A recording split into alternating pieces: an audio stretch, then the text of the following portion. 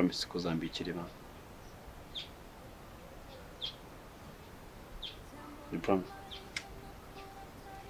Uzambikira ibanga. Reba hano. Uzambikira ibanga. Yego. Kandi umbabarire. Okay. Komeza ubeho neza nugira icyo ukenera uzambwira. Ndi hano for anything. Kugeza ugeze amaboko yawe n'amaboko ntacyo wakora. Komeza ngufashe. Ko nshoboye. Mama nawera. Gute se namera neza? Ndakubwira ngo umaze iminsi mu bibazo byinshi. Nagonze umuntu anti ntabwo bikubwira. Nagonze umuntu ari kwa muganga ntirwa nishyura amafagitire mana yanjye.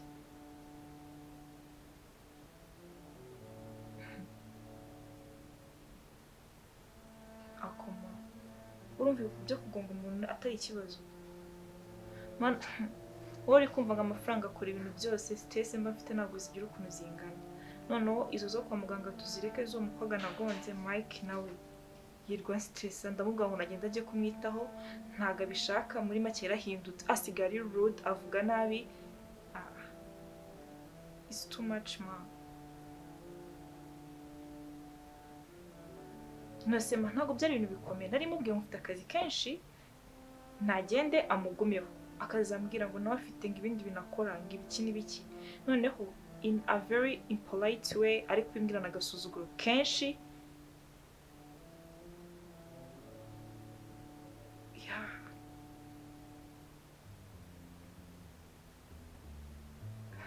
That's my mom.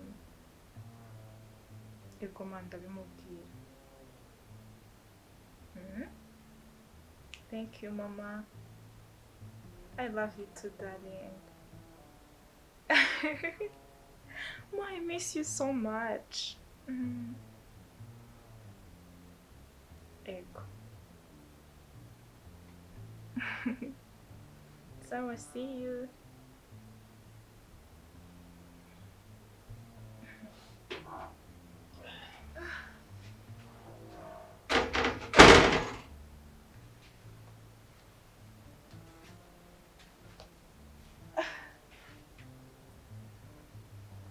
Hi.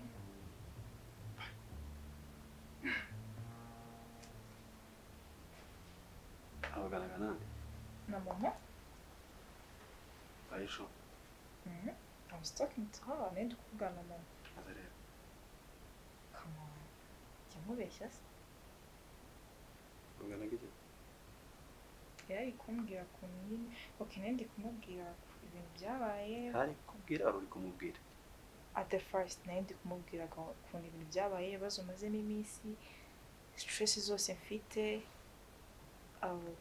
Ndi kumubwira nyine ku njye nawe tumaze iminsi dushwana kugira ngo I needed her advice.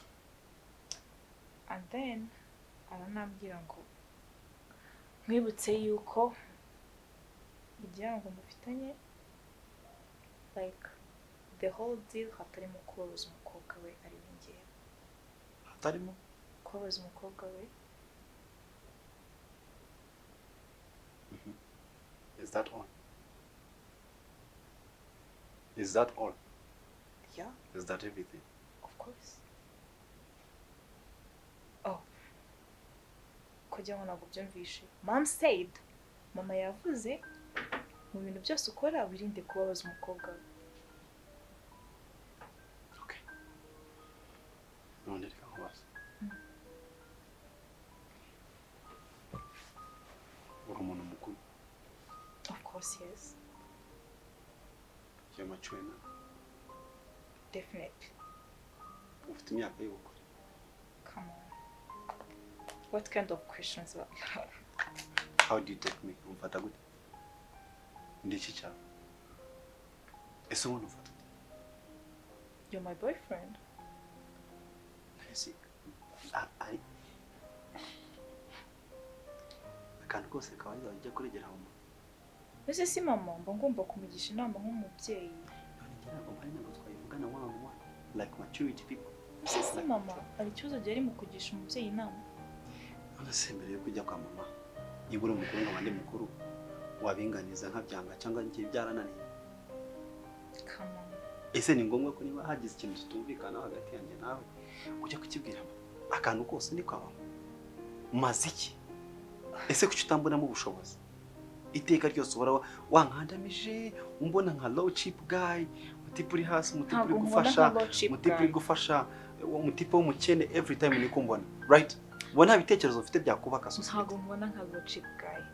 Nuko gusa mama yarambaje amakuru ashakaga mubeshye. Yarambaje amakuru yanjye nawe, I was like we are not okay. Kandi umunsi muzabwira na mama tuye handongo inabi. Come on. Aisha, nicyo gisigaye hasigaye kumubwira ibyo mu buriri. That's being too much. Uri kurengera. Mama wanjye yarambaje yameze gute? Nari kumubeshya ngo meze neza kandi ntameze neza. Mfite stress. Iyiki? Nibyo namubwiye. Iyiki? Yo ko nagonze umuntu nkeneye uwo muntu mwitaho namubuze nawe ndabikubwira you act rude ukumva nakutabishaka. Numwitaho waramubuze? Namaze igihe kingana iki hari? Niki ntagufashije? None niba nanjye mfite business. Okay, byari bikubangamiye. I have something to do. Mfite ibintu ngomba gukora nk'umuntu w'umusore. Ngiye zahora mu rugo. None ikibazo kirimo ko nabwiye mama yuko tutameranye neza. Ntabwo ndo umukozi wawe cyo ni icyambere. Icya kabiri ugomba kunyubaha. Icya gatatu tugomba kumvikana.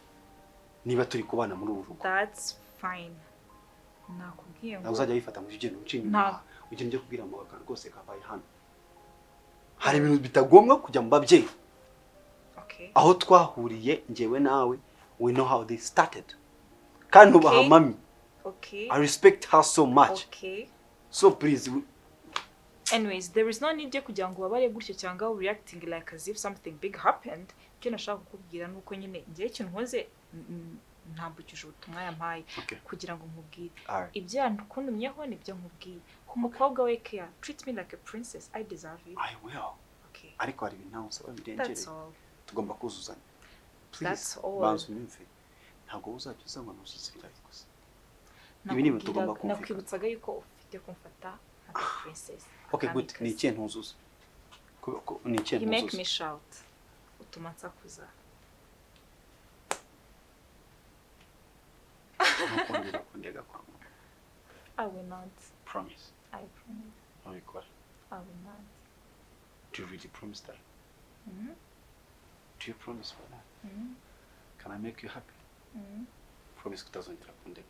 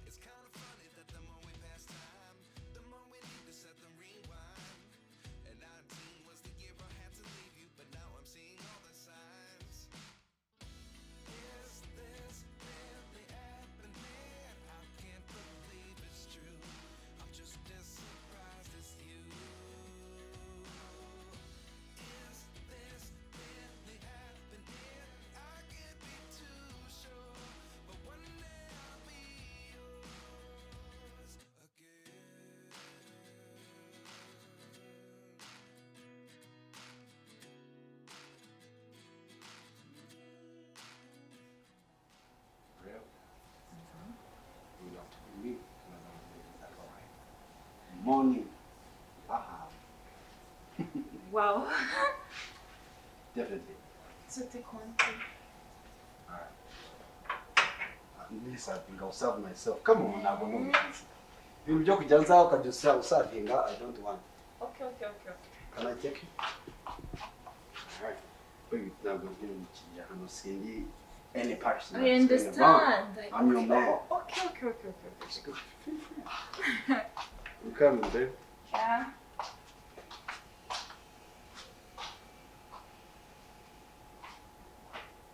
I like the way you move. I know. I like the way you move. I know. No, it's a bit. Mbese? Bimeze neza. Hanyuma gahunda rufite. Yagenze neza. For cousins. And that's my favorite. Now, cousin is my neighbor. I'll go with you. Honestly speaking, I want to ask you something. Money. So, Shaku gets no good. Money. How much? amafaranga nkeneye none ushaka tuganisha inyarwanda matter of fact ngareke muti nanaga kuko no munsi ngo byuzuye oya like wituma negereza igihe kinini akabera ufite video sigaye namisha ibiryo why didn't you tell me to have videos uza kunshyuririza basi hano no video wayipaki noneho like the way uri kwimbwira nkaho umaze iminota mike afite na brochette sha ariko baby darling urashonje se I'm very sorry.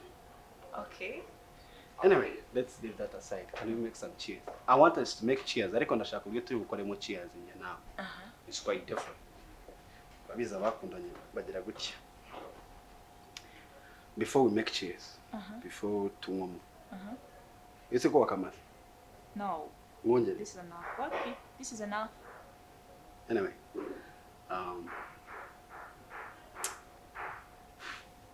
baby, I want to ask you one thing. What's that? Ndategereje mbwira. Ngara service ngukeneye n'ukuri.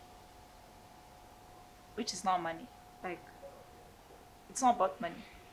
It's not about money. It's about tabihera he kweli. Okay. Can I say?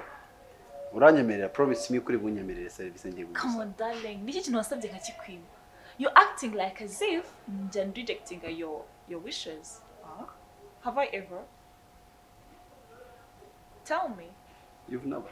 I've never, right? Now, nta kintu na kimwe wansaba ngo nyikwime. So why are you scared this time? Ko cyumva icyo kintu ndi bucyange. I cannot. Nuko ufite aho bihuriye. So naho bihuriye nanjye? Yes. Kandi mfite ubushobozi bwo kugikora. Like. Yes. Mfite ubushobozi bwo kugikora? Yes. So go on. That's why I'm scared to tell you what's going on. Come on, darling. Anything for you. Ako, please come here. Wikumvuna. Ubyemera ndaza. No. Maze ngusaka. No. Come here kugira ngo mbashe kucyumva neza. Hold my glass.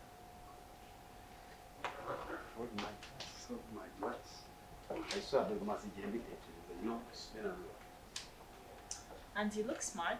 Thank you, darling.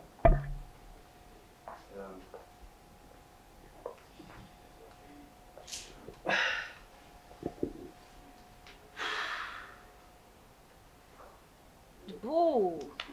Alright. Mbere na mbere bagira ngo ngushimire for the best moment that you have been giving us.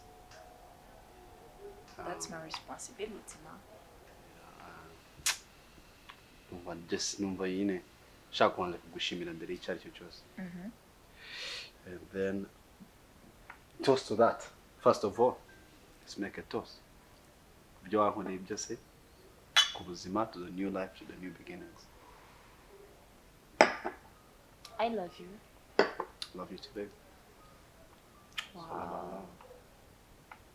Ako ujya wumva uburyo mba nishimye, mba numva ibyishimo biri konsiya, umubiri wose ahantu hose. Really? I swear to God, when I'm with Come you, on now. that's the best way to go, baby.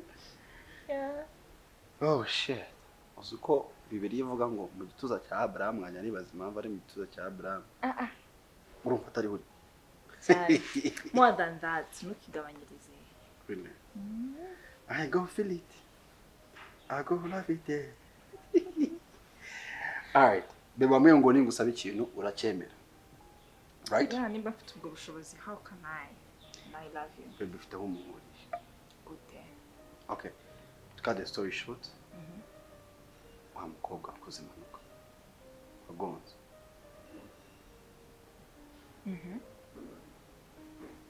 Utangiye guhaguruka. No, go on. Honey, I love you, man. Yeah. Wa mukobwa akoze impanuka. Urabona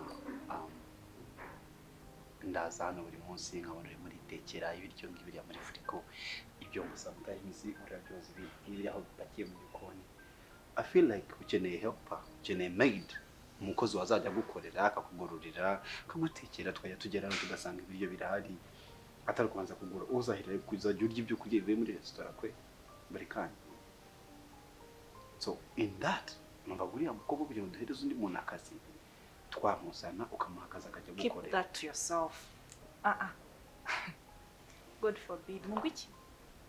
No, maybe numvishe nabi. Subiramo. Uriya mukobwa bagonze.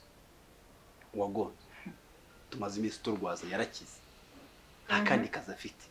Waretse n'ubundi ko twabaye good Samaritan tugakomeza tukaba good Samaritan tukamuzana hano tugakurira kake gukurira amasuku kamuhimba nayo make. Ukeneye umukozi be. About it darling. Buri munsi yikorera akazi. Urigorora. Ejo bona gukozeho nguteruye utumugongo ndabuvunika. Kandi ni wavunitse umugongo kubera akazi. Come on. Muraho. Egirayo.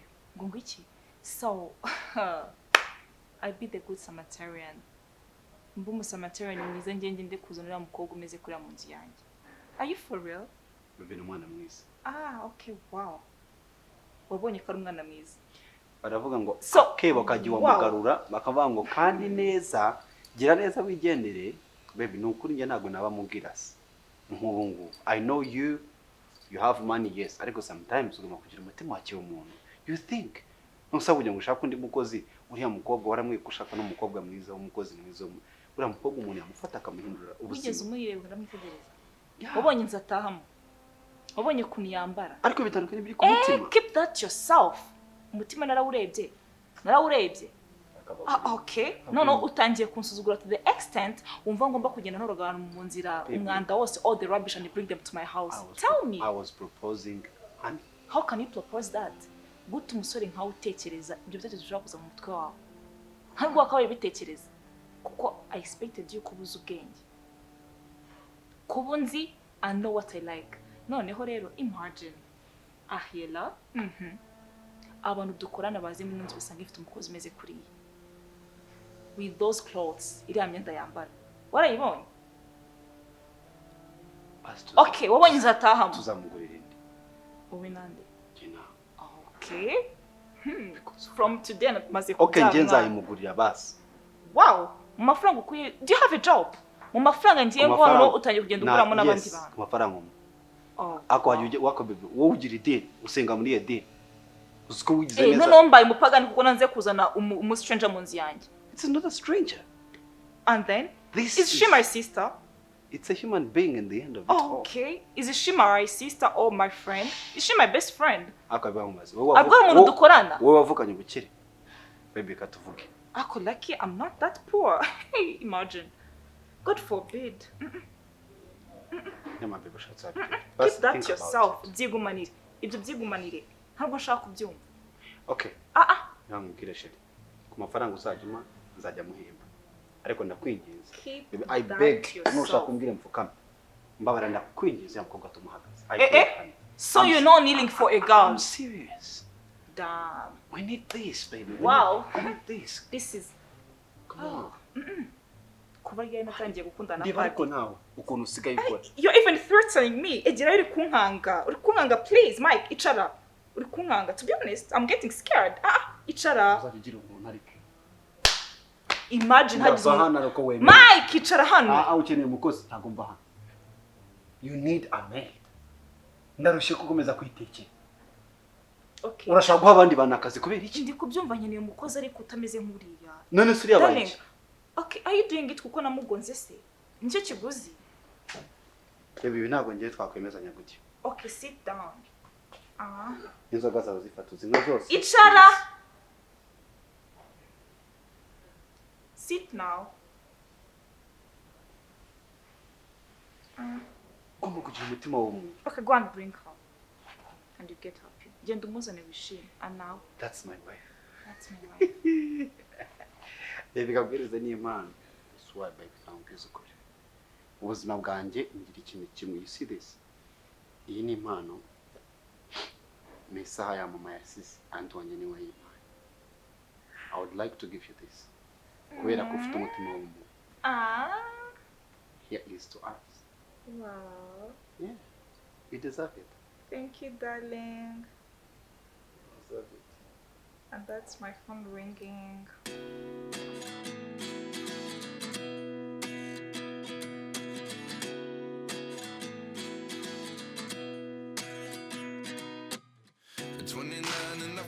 myself wondering what did happen to the last 10.